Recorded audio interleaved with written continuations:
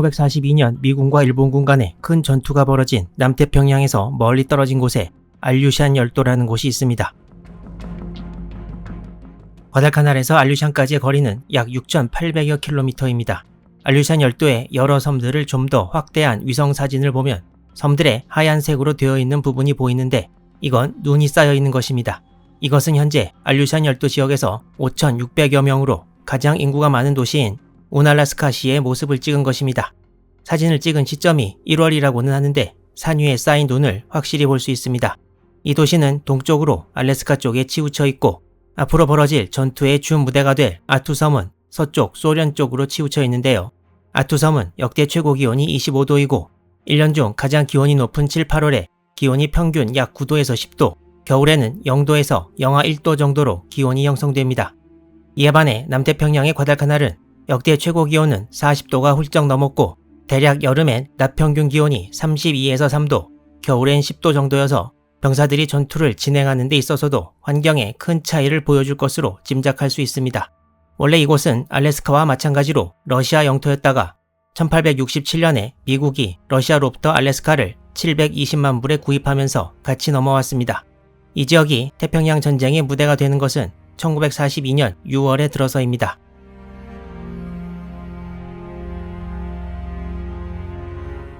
(1942년 6월에) 일본군은 두 가지 작전을 동시에 진행하게 되는데 그중 하나가 미드웨이 작전이었고 다른 하나가 알류샨 열도 공략 작전이었습니다.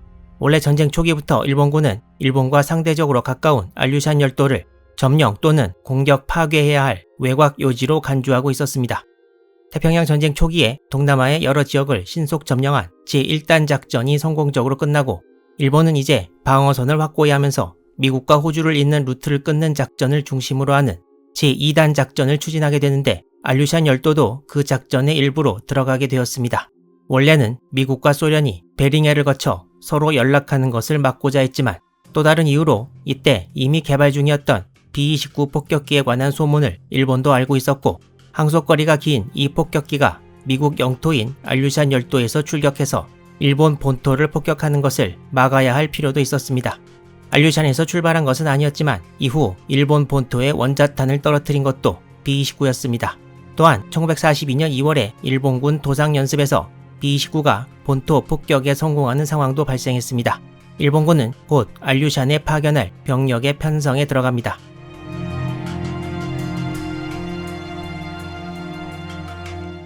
이 작전은 미드웨이 등의 중부 태평양에서 미 항모부대를 격파하려는 일본 해군이 주도했는데 중일전쟁과 만주의 관동군에 많은 병력이 가있던 일본 육군은 해군이 주도하는 작전에 육군 병력을 파견하는 것을 별로 좋아하지 않았고 이 작전이 해군이 이전에 추진하던 하와이 점령 작전의 전초전이 아닌가 걱정했다고 합니다. 하지만 알류샨 작전에 대한 협의가 한창 진행 중이던 1942년 4월 18일 일본 본토에서 겨우 1200여 킬로미터 해상에서 이륙한 둘리틀 폭격대에 의한 공습이 실시되었고 본토가 폭격당하는 것을 더 이상 허락할 수 없었던 육군도 결국 작전에 완전 동의하게 됩니다. 당시 일본 육군은 홋카이도와 혼슈의 북부 지역을 담당하는 북부군을 두고 있었는데 이 북부군 산하에 홋카이도를 중심으로 편성된 육군 제7사단이 있었습니다. 그리고 제7사단 산하에는 보병연대가 3개 있었는데 보병 제26, 27, 28연대였습니다. 1942년 5월 2일 대본영 육군부 명령 제627호에 의해 독립보병 제301대대와 독립공병 제301 중대가 편성되어 북해지대로 명명되었습니다. 그리고 약 1150명으로 이루어진 북해지대의 지휘를 당시 제7사단 제26년대 대대장 중 한 명이었던 호즈미 마츠토시 소좌가 맡았습니다. 그리고 이 북해지대의 관리를 제7사단에서 맡게 됩니다. 또한 알류샨 열도 상륙을 위해 사진에 보이는 일본 마이주르에 있었던 당시 해군 기지에서 편성된 해군 소속의 제3특별육전대 병력 약 500여 명이 편성되어 육군과 같이 출발하게 되었습니다. 이 두 부대가 일본군의 알류샨 열도 상륙을 담당하게 됩니다. 독립보병 제301대대에는 1중대부터 4중대까지 보병중대가 4개였고 이외에 기관총중대와 보병포소대가 있었습니다. 북해지대의 편성과 같은 날 제7사단의 보병 제28년대를 중심으로 또 하나의 부대가 편성되는데 그 부대의 지휘관이 바로 당시 제28연대장이었던 이치키 키요나오 대저였습니다. 이 부대가 과달카날로 보내지는 바로 그 이치키 지대였습니다.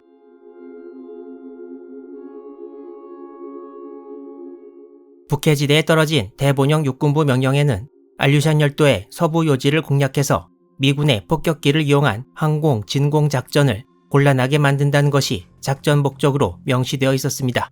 알류샨 열도 공략과 관련된 이 작전은 일본군 내에서 AL 작전으로 이름 지어졌습니다. 여기서 알류샨의 영문 표기 앞 두 글자를 따서 작전 이름을 AL이라고 지은 것 같은데요. 당시 일본 육해군 중앙협정에는 알류샨을 AL, 미드웨이를 MI로 표기하고 있지만 해군에서는 알류샨의 영문 약자를 AL이 아닌 AO로 쓰고 있었고 AO 작전이라는 언급도 나옵니다. AL로 쓰면 쉽게 미국이 눈치챌 수 있기 때문에 육군과 협의 없이 자기들만 AO라는 약자를 썼을 수도 있겠다는 생각을 해봅니다. 일본 해군은 미드웨이는 AF라는 약자를 썼는데 미군이 AF에 물이 모자란다는 일본군 통신을 암호 해독을 통해 해석해 공격 대상이 미드웨이라는 것을 미리 알아내고 이후 유리한 위치에 서기도 했습니다. 일본 해군은 항모 류조와 준요를 비롯한 함대를 알류샨 작전에 배치했고 나머지 주력을 미드웨이 해전에 보냅니다. 그동안 지배적이었던 설에 의하면 알류샨 작전은 미드웨이에서 미 항모 부대를 유인해내기 위한 목적이었다고 주장하고 있으나 다른 유력설은 이에 반대하고 일본군의 AL 작전 목적에도 그러한 언급은 없습니다. 알류샨 작전은 방금 전 살펴본 나름대로의 목적을 가진 것이라고 보는 것이 좋을 것 같습니다.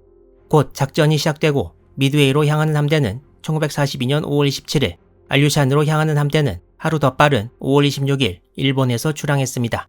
알류샨 작전에서 일본 해군을 지휘할 사람은 제5함대 사령장관 호소가야 보시로 중장이었습니다. 알류샨 공격부대는 일본 혼슈 북부 아오모리 현에 있는 오미나토 해군기지에서 출발했습니다. 미드웨이 공격부대는 하시라지마 기지에서 출발했습니다. 이에 대항하는 미군의 태세는 과연 어땠을까요?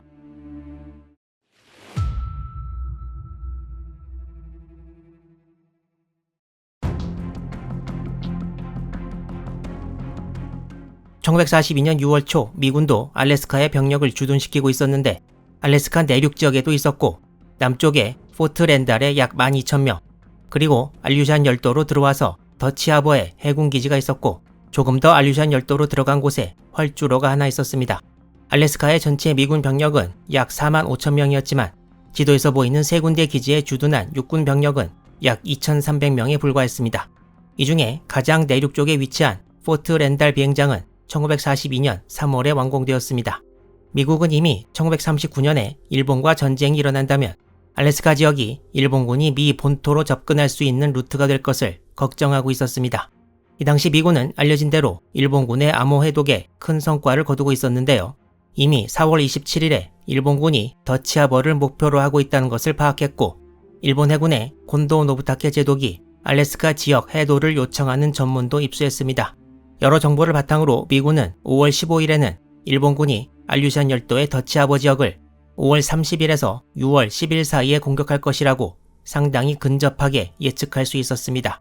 9일이 더 지난 5월 24일에는 해독이 더 진전돼서 니미츠 제독은 더치하버 공격일을 6월 3일로 미드웨이 공격일을 6월 4일로 알게 되었습니다.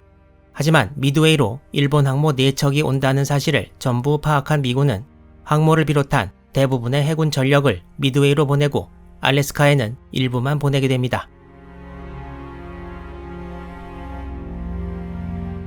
알류샨 공격 일본군은 두 부대로 나뉘어졌는데 알류샨 열도의 점령 지역에 상륙할 부대는 먼저 캄차카 반도 남쪽까지 갔다가 동진하고 항공모함 류조와 준요로 이루어진 부대는 그대로 직진해서 항공기를 이용해 더치하버를 폭격할 계획이었습니다.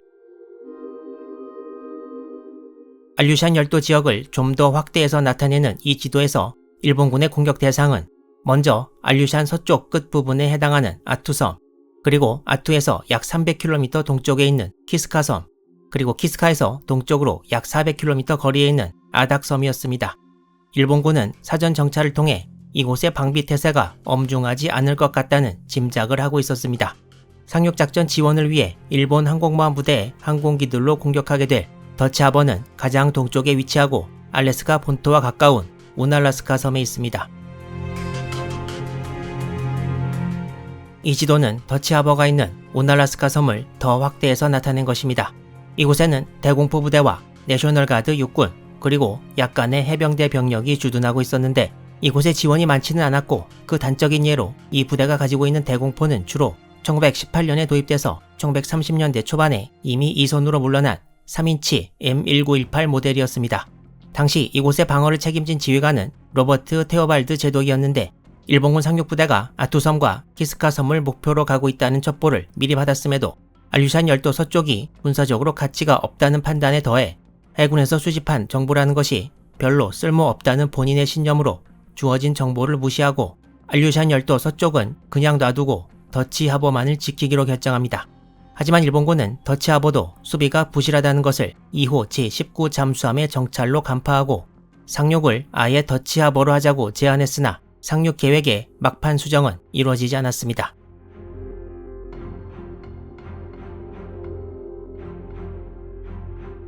현지 시간으로 1942년 6월 3일 밤 일본 항모 류조와 준요 그리고 호위 함대는 더치하버로부터 약 290km 남서쪽 해상까지 도달했습니다.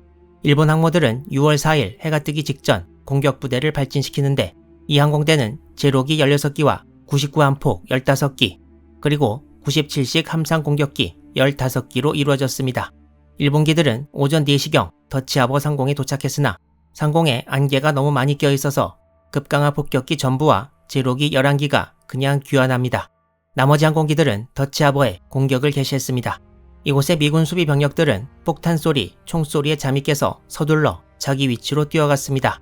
이 사진은 이날의 공격에서 더치하버에 있던 미군 해병대 병사들이 참호 속에서 일본군의 공격이 이루어지는 모습을 보고 있는 광경입니다. 또한 이 사진은 일본군의 폭격을 받은 더치하버의 건물에서 연기가 솟아오르는 모습입니다. 영어로 Continental United States, 이건 미 본토라고 번역해야 할 것 같은데요. 정확히는 하와이를 제외한 북미에 위치한 미국의 49개 주와 워싱턴 DC를 지칭한다고 합니다. 1942년 6월 4일에 알래스카 더치하버 공격은 사상 처음으로 전쟁 중인 적군에 의해 일어난 미 본토 폭격으로 기록되어 있습니다. 별로 잘 시작한 것 같아 보이지는 않는 미국의 알류샨 열도 수비. 하지만 당시 미국의 선전 포스터를 보면 알래스카가 일본군을 잡는 쥐덫이 될 것이라고 말하고 있는데요.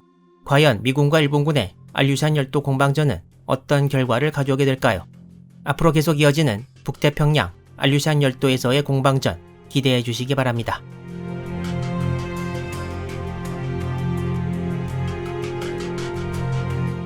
이 영상이 속해 있는 시리즈에서는 현재 1942년 2월에 벌어진 북태평양 알류샨 열도를 노리는 일본군의 공격을 다루고 있습니다.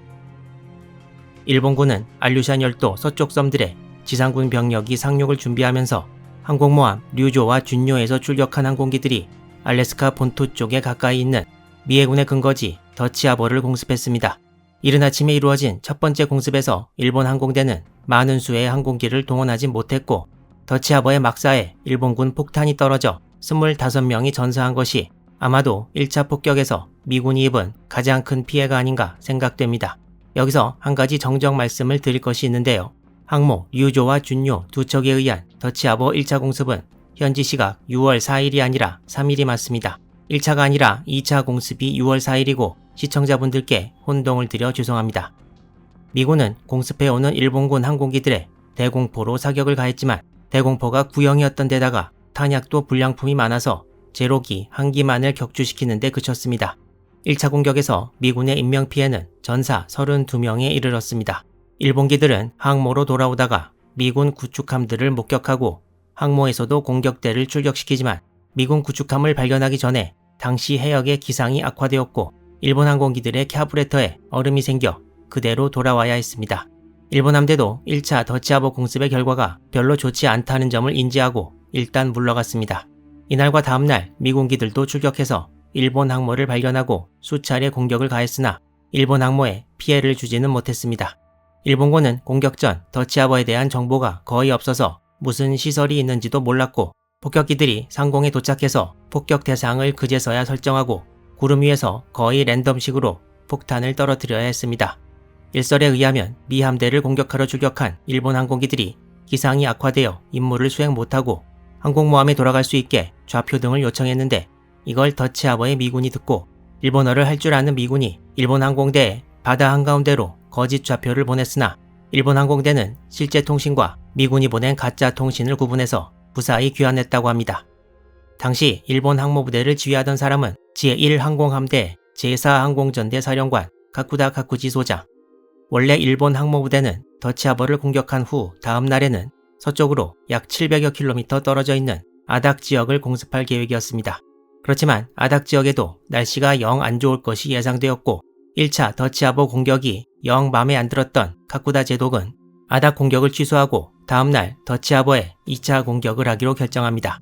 하지만 미군이 이미 더치하버 공습을 알고 있고 더치하버가 알래스카 본토와 가까워서 하루를 더 지체한 다음에 2차 공습을 실시하면 항모부대가 미군의 반격을 받을 위험도 있었습니다.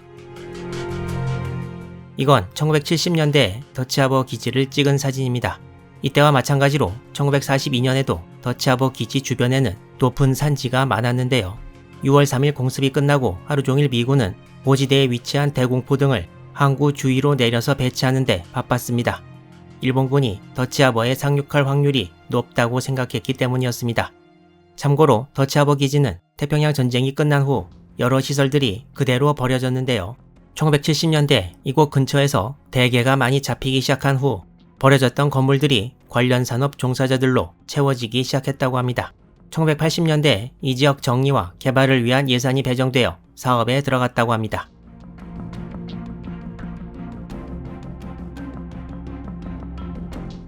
이제 6월 3일이 저물어 날이 바뀌었고 조금 전 말씀드렸듯이 미군 항공기들은 더치하버 남쪽 해상에서 항모 류조와 준요를 여러 차례 발견하게 됩니다. 일부 기록에 나와 있는 것만 미군 항공기들이 최소 5차례 일본 항모들을 공격했는데요. 기상 상황이 안 좋았고 소규모의 단발적인 공격이다 보니 효과는 없었습니다. 그리고 현지 시각 6월 4일 오후 4시 더치하버 인근 지역에 날씨가 좋아졌고 일본 항모 두 척에서 2차 더치하버 공격대를 발진시켰습니다. 이때 일본 항모의 위치는 더치하버 남쪽 약 160km 해상이었습니다. 미국 항모도 없고 근방 미군 기지의 항공력도 크게 걱정할 수준이 안 된다고 판단해서 하루 전 공격 시의 거리 290km보다 훨씬 더 가까이 다가온 것으로 예상됩니다. 두 항공모함에서 제로기 11기, 99함폭 11기, 97함공 9기가 출격했습니다. 일본 항공기들은 곧 도착해 더치하버에 대한 2차 공격을 실행했습니다. 일본기들은 이번 공격에서 주로 더치하버의 연료 탱크를 공격해 이 중 5개를 파괴했습니다. 이 공격으로 파괴된 연료의 양은 약 33,000배럴로 리터로 따지면 약 524만 리터의 연료가 사라져버리고 말았습니다. 아마도 진주만에서 자기들이 미군 연료 탱크를 폭파시키지 않은 것을 염두에 두었을 수도 있고 근처에 타겟이 될 만한 미군 함정이 없었던 것도 이유라고 할 수 있겠습니다. 이 사진에는 당시 더치하버 시설에 폭탄이 명중한 모습이 나와 있고 사진 아래 부분에는 소화 작업을 벌이고 있는 미군 병사들의 모습이 보입니다. 이 두 장의 사진이 당시 폭탄이 명중해 불타고 있는 연료 탱크를 찍은 것이라고 합니다. 그 외에 항구에 정박하면서 민간인 근무자들의 숙소로 쓰이던 SS 노스웨스턴 함이 일본군의 폭탄을 맞아 파괴되어 버렸습니다. 이 사진에는 아마도 6월 4일의 공격에 참가한 것으로 보이는 일본 제로기 한 기가 미군 대공포에 맞은 뒤 연기를 내뿜으면서 비행하는 모습이 나와 있습니다. 이 제로기는 약 한 달이 지난 후 미군에 의해 발견됩니다. 내용이 조금 길고 6월 4일부터 발견 시점까지 다른 사건들이 또 벌어지기 때문에 일단 계속 진행하고 발견 시점이 되었을 때 이 제로기에 대해 말씀드리도록 하겠습니다. 전날과 달리 어느 정도 대비하고 있던 미군에 의해 위 전투기 이외에 일본은 99식 함상 폭격기 4기를 더 잃었습니다. 일본군의 더치하버 공습도 미국 신문 1면을 장식했습니다. 미국인들에게는 일본군이 미국 본토에 다가온다는 명백한 신호였습니다.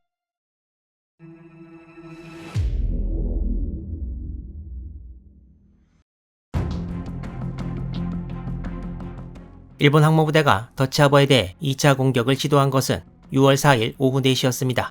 하지만 공격 시작 직전에 함대를 이끌던 가쿠다 제독에게 급한 전문이 들어왔었는데요. 그 내용은 바로 신속히 미드웨이에 가 있는 항모부대와 합류하라는 내용이었습니다. 준비가 다 된 공격을 취소할 수는 없어서 가쿠다 제독은 그대로 공격을 진행했는데요. 공격을 마치고 항공기들을 착함시킨 일본 항모 두 척은 남쪽 해상으로 물러났습니다. 알류샨 열도의 더치하버에서 약 2700km 남쪽으로 가면 나오는 곳이 바로 미드웨이 섬입니다. 지난번 영상에서 설명한 대로 일본은 알류샨 열도와 미드웨이에 각각 항모부대를 파견했습니다. 일본은 미드웨이로 간 아카기, 카가, 히류, 소류의 항모 4척을 편의상 제1기동부대라고 불렀고 알류샨 열도로 간 류조와 준요를 제2기동부대라고 불렀습니다. 말할 것도 없이 제1기동부대가 일본 해군의 주력이었는데요. 알류샨 열도와 미드웨이는 경도상으로 거의 차이가 안 나고 시간도 1시간 차이입니다. 따라서 제2기동부대가 더치하버를 두 번째로 폭격하던 6월 4일의 시간대는 미드웨이와 거의 비슷하다고 봐도 무방할 것입니다.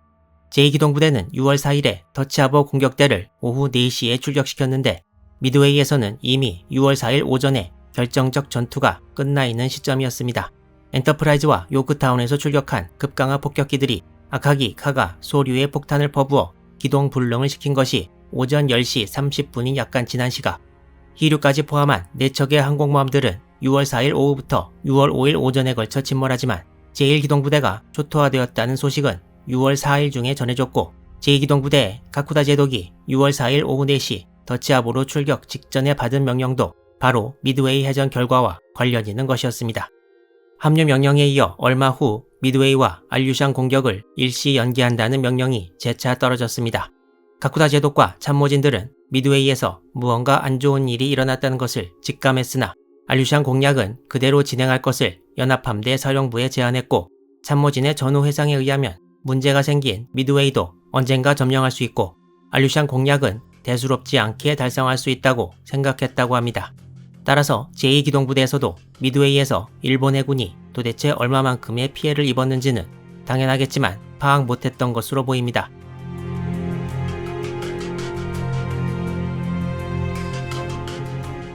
현실적으로 도저히 실행할 방법이 없었던 미드웨이 점령 작전이 연기해서 취소로 바뀌었습니다.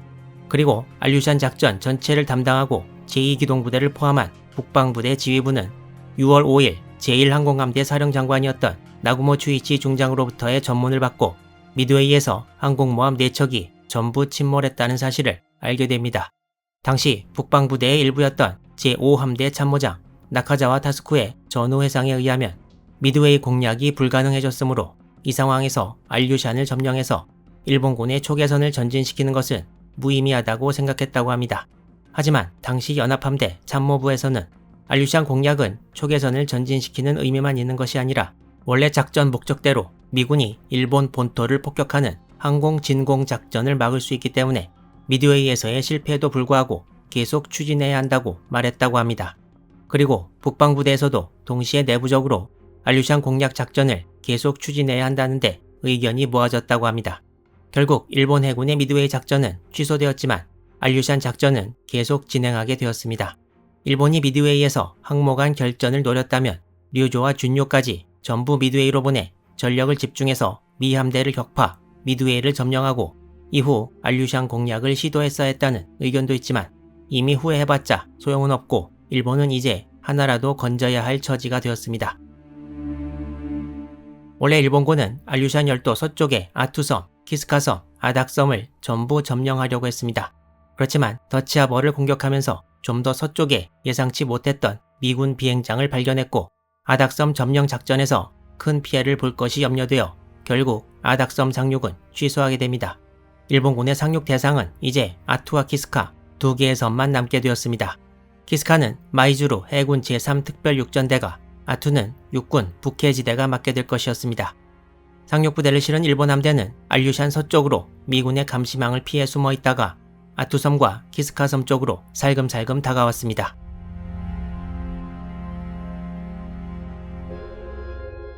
키스카섬은 섬의 남서쪽에서 북동쪽 끝까지의 대각선 거리가 약 38km 정도입니다. 그리고 섬의 북동쪽 끝에는 키스카 화산이 있습니다. 키스카에는 미군이 대규모로 주둔하고 있진 않았고 이렇게 12명의 미 해군 기상요원들이 주둔하고 있었는데 기록에 의하면 1942년 5월 18일에 키스카 섬에 도착했다고 합니다.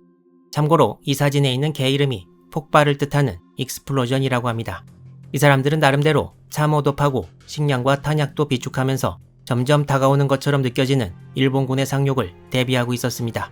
키스카에 도착한 지 얼마 되지 않은 6월 3일과 4일 더치하버가 공격을 당했다는 소식을 듣고 키스카에 대한 공격도 임박했다고 생각하고 긴장 속에 며칠을 보냈지만 6월 5일과 6일을 무사히 넘기면서 일본군이 그냥 일본으로 돌아갔다고 생각했다고 합니다. 기상요원들은 긴장이 풀리고 오랜만에 마음 놓고 잠을 자고 있었는데요. 일본군이 돌아갔다는 생각과 언제 다시 돌아올지 모른다는 생각이 교차하고 있었다고 합니다. 그리고 머지않아 일이 터지게 됩니다. 일본군의 알류샨 침공, 이제 아투섬과 키스카섬 상륙을 시작으로 더 재미있는 이야기 계속 이어나가도록 하겠습니다.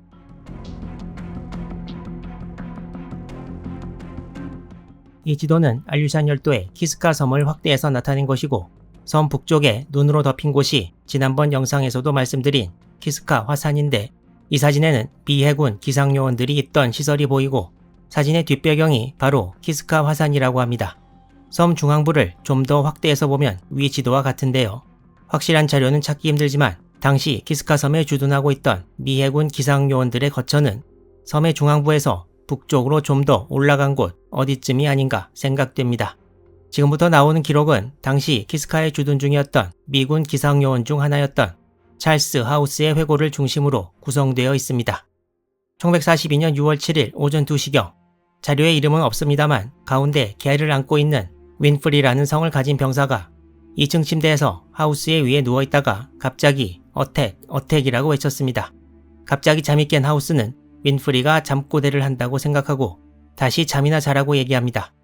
그러자 윈프리는 막사의 전등을 켜고 자기 다리에 입은 총상을 보여주었다고 합니다. 이때 바깥에서 경계 임무를 수행 중이던 대원 혹은 대원들은 마침 나무로 만든 막사 안으로 들어와서 커피를 만들고 있던 중이었다고 합니다. 밤중에 일본 해군의 마이즈루 제3특별육전대가 키스카섬 동쪽 해안에 상륙해서 미군 기상요원들 막사 근처까지 다가와 기관총 사격을 가한 것입니다. 일본 기록에 따르면 해군 육전대가 상륙한 곳은 동쪽 해안의 레이나드 코브라는 지역입니다. 또한 미군 기록에 따르면 이 기지의 정원은 12명이었지만 일본군이 상륙할 당시에는 2명이 빠진 총 10명이 섬에 있었다고 합니다. 막사 유리창이 기관총 사격으로 깨진 것을 보자 하우스와 다른 한 명은 재빨리 암호 관련 등 중요 서류들을 난로에 던져놓고 태우기 시작했습니다. 이 혼란스러운 와중에도 계속 일본군 총탄이 막사로 날아왔습니다. 하우스와 터너 요원은 막사가 집중 사격을 받는 동안에 다른 인원들에게 대피하라고 알렸고 기밀 서류들을 전부 태운 후 본인들도 막사 밖으로 뛰쳐나왔습니다. 상륙한 일본군들은 막사 쪽으로 계속 밀려왔습니다. 미군 요원들은 총탄을 피해 막사에서 벗어나 밖으로 나와서 산지로 달렸는데 해안 쪽에 수많은 일본군 상륙정이 모여있는 것을 보았다고 합니다. 미군 요원들은 낮은 구름이 깔려있는 산지로 올라가 몸을 숨기기로 결정하고 달리기 시작했고 다가오는 일본군은 도망가는 미군을 향해 계속 기관총 사격을 가해왔습니다. 미군 요원들은 일단 일본군의 집중 사격에서 벗어나는 데 성공했지만 과연 아무것도 챙기지 못하고 도망친 요원들이 계속 버틸 수 있을지는 의문이었습니다.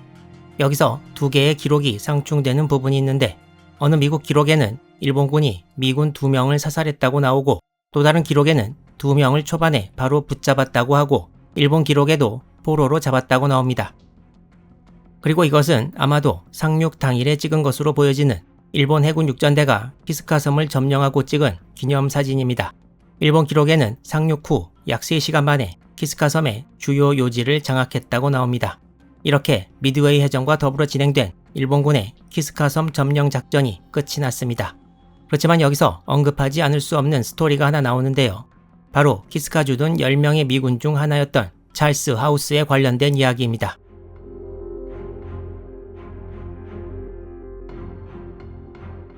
하우스는 일본군이 키스카섬의 미군 시설을 파괴하고 바로 돌아갈 것으로 예상했다고 합니다. 하우스가 막사에서 가지고 나온 것은 담요 한 장과 연필 하나가 전부였고 이후 해안의 동굴들을 다니면서 숨어 지내기 시작했습니다. 이곳의 미군은 비상시를 대비해 섬 여러 곳에 식량을 숨겨 놓았으나 하우스는 식량을 숨겨 놓은 장소를 찾는데 실패합니다. 일본군을 피해 다닌 약 이틀 동안 아무것도 못 먹은 하우스는 별수 없이 툰드라 기후 땅에서 자라는 풀과 야생 샐러리를 뜯어먹었다고 합니다. 하우스는 이런 식물들만 며칠 동안 배가 찰 정도로 먹었는데 당연히 몸이 매우 안 좋아졌으며 혈변을 보기 시작했다고 기록하고 있습니다. 종종 물가에서 벌레 등을 잡아먹기도 했으나 알류샨 원주민들이 이곳 풀들의 뿌리를 먹는다는 것에 착안해 결국 풀뿌리만을 먹으면서 계속 일본군을 피해 숨어 지내게 됩니다. 지금 이 지도는 키스카 섬의 중앙 부분을 확대해서 나타내고 있는데 이 정도 거리가 대략 20km에 이릅니다. 이곳에 상륙한 일본군은 처음엔 약 500명이었고 이후 늘어났는데요. 하우스는 이곳저곳을 숨어 다니면서 일본군의 눈을 피하는 데 성공합니다. 약 7, 8일 후 하우스는 은신처를 키스카 섬 서해안의 컨퀘스트 코브라는 곳으로 옮깁니다. 여기서 하우스는 미군의 PBY 카탈리나가 키스카로 날아오는 것도 목격했고 어떤 날에는 일본군 제로기가 날아와서 어딘가에 사격을 가하는 것도 목격했다고 합니다. 그리고 B-27 폭격기가 키스카에 폭탄을 떨어뜨리는 것도 보았다고 기록하고 있습니다. 그리고 이렇게 48일이라는 시간이 흘렀습니다. 그날 하우스는 물을 마시러 시냇가로 나왔다가 정신을 잃고 쓰러진 다음에 의식을 되찾고 더 이상 버티기 힘들다는 것을 깨달아 결국 일본군에 항복하기로 결정했습니다. 여기에는 건강 문제 이외에 아마도 일본군 증원 병력이 키스카에 도착하는 것을 직접 본 것도 큰 영향을 미치지 않았나 생각됩니다. 하우스는 다음날 아침 숨어있던 곳에서 나와 일본군 진지가 있는 곳으로 걸어가기 시작합니다.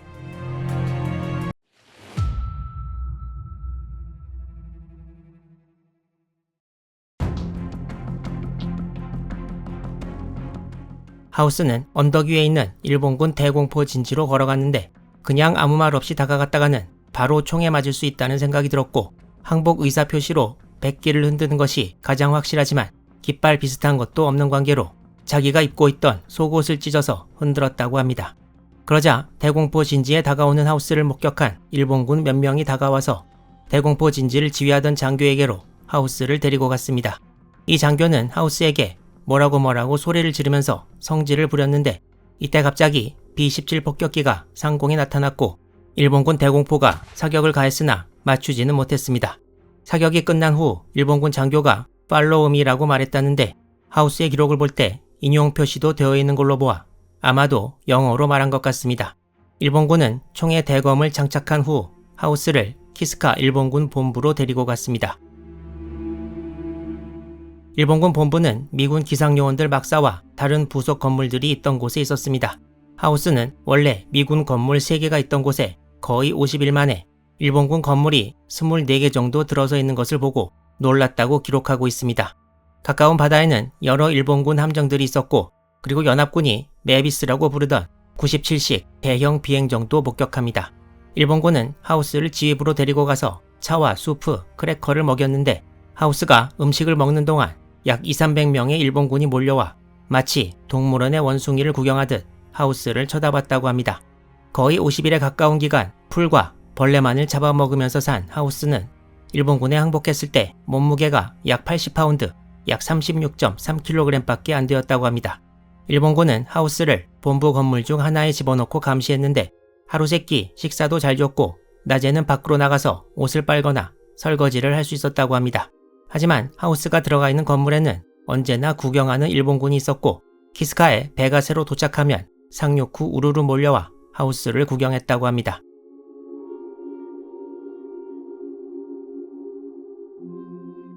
포로가 된 지 얼마 되지 않아 일본군 군의관이 하우스를 진찰하러 왔고 같이 주둔하던 미군 기상요원 동료들에 대해 말해주었습니다. 2명은 일본군 상륙 첫날 아침에 바로 잡혔는데 안개 속을 헤매면서 달리다가 올라오던 일본군 대대와 바로 맞닥뜨려서 잡혔고 나머지 7명은 계속 숨어 있었지만 일본군 상륙 9일째까지 전부 잡혀서 일본으로 보내졌다고 하우스에게 알려주었습니다. 일본군은 미군 요원들 중 1명이 사라졌다는 것도 파악했지만 시간이 지나면서 죽었을 것으로 생각해 점점 관심 밖으로 사라졌다고 말했습니다. 하우스는 키스카에 머무는 동안 미군의 폭격을 많이 경험하게 되는데 1942년 9월로 추측되는 이 사진을 보면 바다에는 일본군 함정들이 보이고 이 부분에는 떨어지는 미군의 폭탄 그리고 지상에는 일본군 건물들이 보입니다. 하우스는 키스카에서 더 일본군에게 잡혀있다가 1942년 9월 중순에 일본으로 보내져서 거기서 포로 생활을 하게 되고 전쟁이 끝난 뒤 미국으로 돌아왔습니다. 이제 일본군의 키스카 상륙과 미군 요원 하우스의 이야기를 살펴봤는데요. 다음에는 아투섬에 대한 일본군의 상륙과 그 뒤의 이야기를 계속 이어나가도록 하겠습니다. 시청해주셔서 감사드리고 다음 편도 기대해주시기 바랍니다.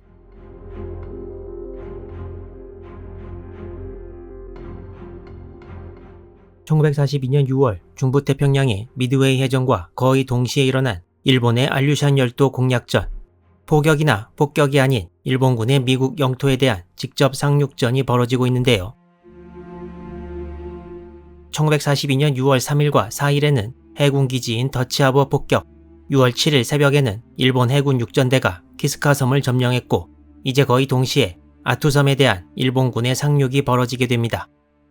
보시다시피 아투섬은 알류샨 열도의 왼쪽 거의 끝자락에 위치해 있는데요. 아투섬에서 현재 알래스카에서 약 29만 명으로 인구가 가장 많은 앵커리지까지 약 2,400km, 그리고 일본 홋카이도의 삿포로까지가 약 2,560km로 크게 차이나지 않습니다. 아투섬은 서쪽 끝에서부터 동쪽 끝까지의 거리가 약 66km로 키스카보다 더 큰 섬입니다.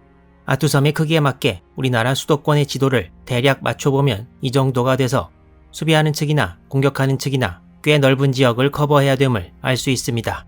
그리고 2010년에 아투섬의 마지막 거주자가 섬을 나와서 현재는 미국에서 가장 큰 무인도가 되어 있습니다. 하지만 일본군이 1942년 6월에 아투섬에 상륙할 당시에는 아투섬에 45명의 알류샨 원주민들과 2명의 미국인이 거주하고 있었습니다. 키스카 섬의 상황과는 다르다고 하겠습니다. 일본 육군 제7사단의 일부 병력으로 구성된 북해지대는 원래 알래스카 본토 쪽에 더 가까운 아닥섬에 상륙하려고 했습니다. 북해지대를 태운 수송선단은 6월 4일경까지 알류샨 열도 남방 약 1000km까지 다가왔습니다. 한편 남반구의 호주 시드니에서는 며칠 전이었던 1942년 5월 31일 밤 2인승 특수자망정 가표적에 의한 시드니항의 연합군 선박에 대한 공격이 이루어졌는데요. 이 채널의 시드니 공격 시리즈에서 다룬 바와 마찬가지로 큰 전과는 없었지만 일본군 기록에 의하면 북해지대가 6월 4일경에 시드니항 공격 소식을 듣고 사기가 매우 올라갔다고 언급한 대목이 나옵니다. 아닥섬에 상륙하려고 했던 일본군은 그러나 항공모함 출격 항공기에 의한 더치하버 공격에서 드러난 서쪽 미군 비행장의 존재, 그리고 거의 동시에 벌어진 미드웨이 해전 결과 등으로 인한 혼란으로 아닥섬 상륙을 포기하고 대신 약 700km 서쪽에 있는 아투섬으로 상륙 장소를 바꾸게 됩니다.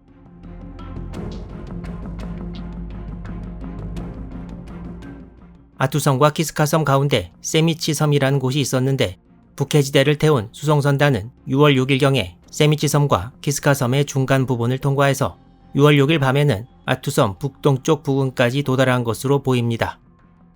북해지대의 아투섬 상륙은 해군 육전대의 키스카 상륙보다 몇 시간 후인 것으로 보이며 상륙 위치는 홀츠만이라는 곳이었습니다.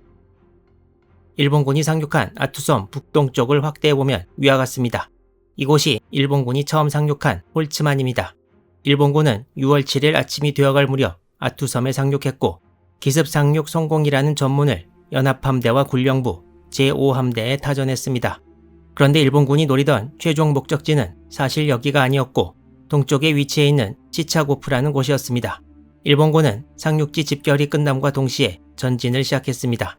일본군은 아투섬에 미군 병력이 있는지 없는지 확실히 몰랐고 목적 지점에 정면으로 상륙할 경우 큰 피해가 날 것을 염려해 시간이 걸리더라도 돌아가서 뒤를 치는 작전을 세우지 않았나 생각됩니다. 이 사진이 당시 일본군이 상륙한 홀츠만의 일부를 보여주고 있습니다.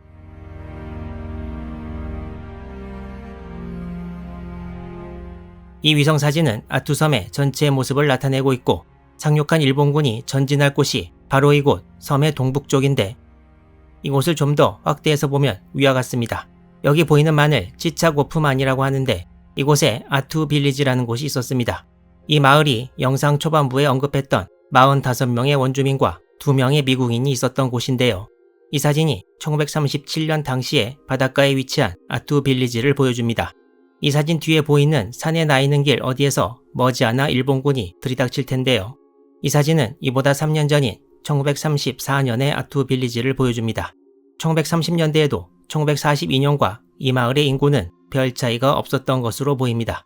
원주민들과 함께 곧 일본군을 보게 될 미국인 2명은 바로 이 사람들이었는데 남자의 이름은 찰스 포스터 존스, 여자 이름은 에타 존스였고 둘은 부부였습니다. 두 사람은 1879년생으로 동갑이었는데 자료에 따라 나이가 약간 다른 경우도 있습니다. 따라서 1942년에는 63세였는데 이 사진은 1920년대에 찍은 것이라고 합니다. 남편은 미국 정부에 소속돼서 이곳 학교를 운영하고 이곳 무전 설비도 담당했고 부인은 이곳 학교의 교사와 간호사 업무를 맡아서 했다고 합니다.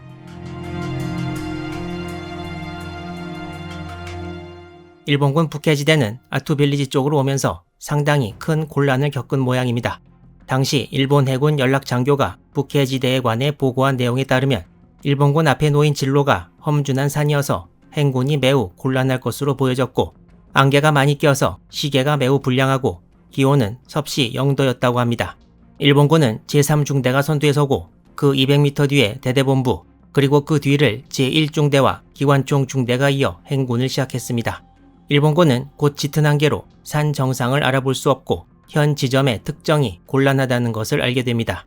또한 일부를 제외하고 행군로는 전부 눈에 덮여 있었고 지형이 험난해 야포도 도저히 운반할 상황이 아니었고 가지고 온 지도도 부정확해서 안개 속에 전진 방향을 잡기도 매우 어려웠다고 합니다.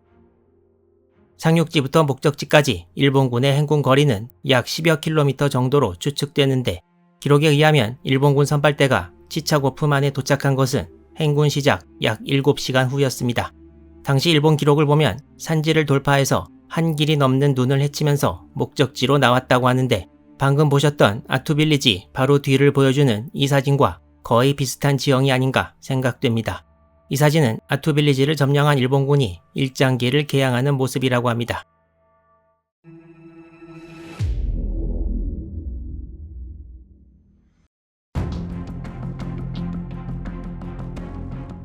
일본군은 아투빌리지를 점령하고 원주민들은 그곳에서 계속 살게 했는데 미국인이었던 찰스 존스와 에타 존스 이 두 명은 그렇지 못했습니다.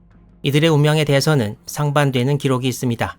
먼저 당시 일본 측에서 시작돼서 전쟁 동안 퍼진 소문은 남편과 부인이 둘 다 손목을 그어 남편은 죽고 부인만 살아났다는 것입니다. 일본 기록에는 이 내용의 출처가 육군 보도반원의 수기라고 되어 있습니다. 당시 원주민들 중 적지 않은 숫자도 이 내용이 사실이라고 말했고 지금 볼 수 있는 미국 자료들 중 일부에서도 이 내용과 동일하게 주장하기도 합니다. 그렇지만 미국 측에서 나온 다른 주장은 찰스 존스가 자신이 운용하던 무전기를 일본군이 마을로 들이닥치자마자 파괴했고 이를 본 일본군이 무전기를 고치라고 했는데 찰스 존스가 이를 거절하자 바로 사살했다는 것입니다. 이 설명은 아마도 부인 에타 존스 혹은 그 장면을 본 다른 사람으로부터 나왔을 것으로 추측되는데 부인 에타 존스는 일본으로 끌려가서 요코하마에서 전쟁 기간을 보내고 귀국합니다. 전후 상당 기간 동안에도 찰스 존스가 스스로 목숨을 끊었다는 소문이 퍼져 있었는데 1948년에 아투빌리지 근처에 있었던 찰스 존스의 무덤을 발굴해 시신을 다시 부검한 결과 이마에 총격을 받은 자국을 발견하면서 결론이 내려지게 되었습니다. 일본군의 공식 자료에는 둘 중 어느 것이 사실인지 대놓고 주장하지 않고 두 가지 주장을 전부 미군 측 자료를 인용해 서술하는 방식을 취하고 있습니다. 이제 키스카에 이어 아투섬도 일본군의 수중에 들어갔습니다. 미 해군은 1942년 6월 12일 공식적으로 아투와 키스카가 일본군의 공격을 받았다는 것을 발표했습니다. 진주만 기습과는 별개로 이번엔 미국 영토가 일본에 함락당한 것이어서 의미가 또 달랐습니다. 그러나 일본군, 특히 육군은 아닥섬을 점령하지 못한 것이 나중에 화근이 될 것이라고 생각했고 미드웨이를 놔둔 채 알류샨 지역으로 초계선을 전진시키는 것도 위험하다고 생각해서 서부 알류샨을 가을까지만 점령하고 퇴각하려고 했습니다. 하지만 미군이 일본 본토를 공습하는 것을 막을 수 있다는 의의는 항상 살아있고 일본군이 보급을 하면서 겨울을 날 수 있다는 판단이 서자 일본군은 결국 서부 알류샨을 계속 점거하기로 합니다. 미국은 아투와 키스카를 가만 놔둔 것은 아니고 계속 공습을 가했습니다. 일본군의 상륙으로부터 얼마 지나지 않은 6월 19일에는 일본군 수송선 니산마루가 미군 B-17 폭격기 편대의 공습을 받고 침몰되기도 했습니다. 그리고 항공력이 아닌 해군력에 의해 키스카섬에서 또 한 번의 전투가 있었습니다.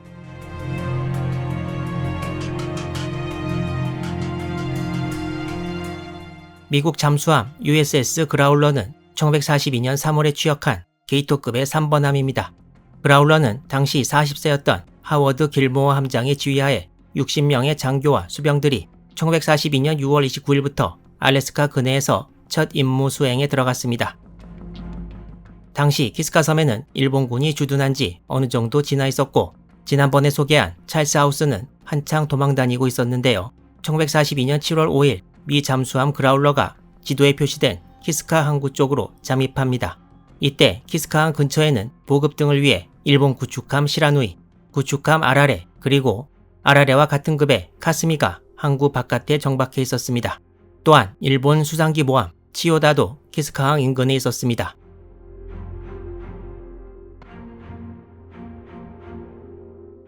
당시 일본 구축함 3척은 키스카항으로부터 약 11km 떨어진 곳에 정박했다고 기록되어 있습니다.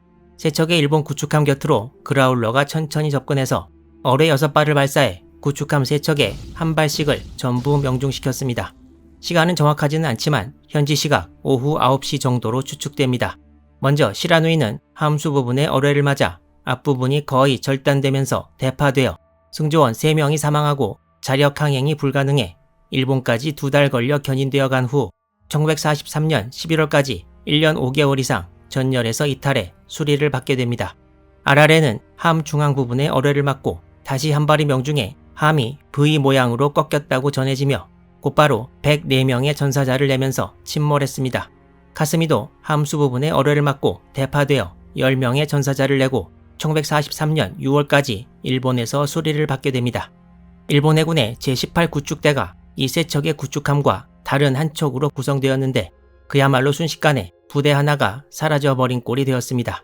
이때 어느 일본 구축함에서 어뢰를 2발 발사했으나 그라울러에 명중하지는 못했습니다.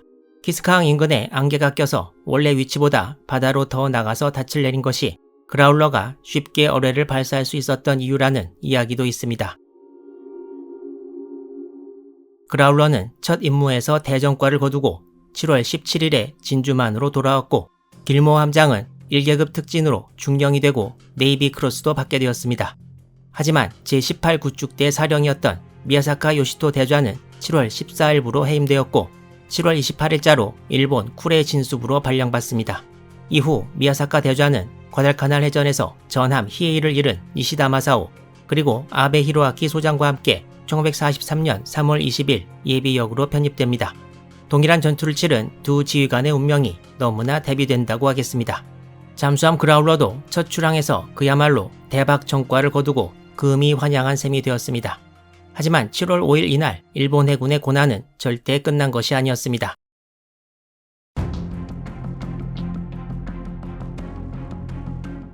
이 지도를 보면 왼쪽 위에 아투섬이 보이고 그 남동쪽에 아가투섬이 있습니다. 7월 5일 지금 표시된 이 위치에서 일본 구축함 네노히가 짙은 안개 속에서 수상기 모함 한 척을 호위하면서 군호트로 항해 중이었는데 이 구축함을 10시간 이상 따라오던 미 잠수함 트라이튼의 어뢰를 맞고 침몰했습니다. 결국 일본 해군은 하루 사이에 구축함 2척 침몰, 2척 대파로 4척이 전열에서 이탈한 셈인데요. 이를 보다 못한 당시 연합함대 참모장 우가키 마토메가 미군의 소형 함정 및 잠수함에 대한 경계를 게을리하지 말라는 경고를 하기도 했습니다. 아투섬과 키스카 섬은 이제 함락되었지만 보셨다시피 미군도 만만치 않은 면모를 보여주는데요. 이제 이 채널에서는 북태평양 전역에서 캘리포니아 관련 영상 2개에 이어 아투섬과 키스카 섬 침공에 대한 영상 3개와 이번 영상으로 알류샨 침공을 마무리 짓겠습니다. 시청자 여러분께 감사드리고 다음 영상도 기대해 주시기 바랍니다.